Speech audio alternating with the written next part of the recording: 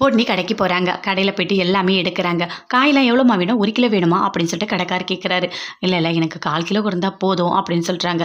அப்படியா, சரி எடுமா, இது எல்லாமே சேர்த்து 100 ரூபாய்க்கு மேலே வருதுமா அப்படின்னு சொல்கிறாரு. என்னது 100 ரூபாய்க்கு மேலே? என்கிட்ட அவ்வளோ காசுலாம் இல்லைண்ணே, 150 ரூபா தான் என்கிட்ட இருக்குது. எனக்கு கொஞ்சம் கொஞ்சம் இருந்தால் போதும், நான் எல்லா காயும் போட்டுட்டு கொஞ்சம் கொஞ்சம் காய் எடுத்துக்கிறேன் அப்படின்னு சொல்லிட்டு 2 2 காய் ஒரு காய் எடுத்துக்கிறாங்க. என்னம்மா ஒரு காய் 2 2 காய் எடுத்துருக்க அப்படின்னு சொல்லிட்டு கடைக்காரர் கேட்குறாரு. இல்லைண்ணே, என்கிட்ட அவ்வளோதான் காசு இருக்குது, இன்னும் குண்டா வாங்கணும், என்கிட்ட இவ்வளோ தான் அமௌண்ட் இருக்குது அப்படின்னு சொல்லிட்டு பொன்னி சொல்கிறாங்க. சரின்னு சொல்லிட்டு எல்லா காயும் போடுறாரு. 50 ரூபாய்க்கு இருக்குமா அப்படின்னு சொல்லிட்டு கொடுக்குறாரு. இல்லை, அரிசி வேணும். அரிசி 50 ரூபாமா? என்னது 50 ரூபாவா? இல்லைம்மா, விற்கிற விலைவாசி என்னன்னு உனக்கு எதுவுமே தெரியாதா? நீ வேற கடைக்கு போய் குண்டாலாம் வாங்க போகிறேன்னு சொல்கிற. குண்டாலாம் என்ன விலை விற்கும் தெரியுமா உனக்கு அப்படின்னு சொல்லிட்டு கடைக்கார் சொல்கிறாரு. இல்லை, அந்த சாமான் எவ்வளோ விலை விற்கணும்னு எனக்கு தெரியாது அப்படின்னு சொல்கிறாங்க பொன்னி. அதுக்கெல்லாம் நிறைய காசு வேணுமா அப்படின்னு சொல்கிறாரு. ஐயோ அப்படியா, என்கிட்ட காசு இல்லையே.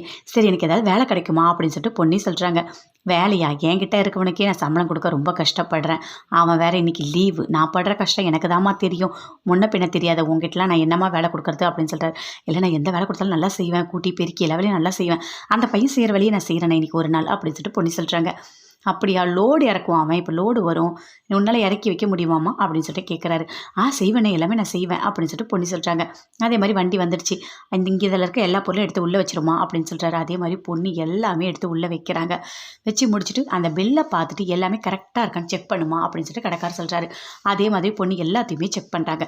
எல்லாம் கரெக்டாக இருக்குது அப்படின்னு சொல்கிறாங்க.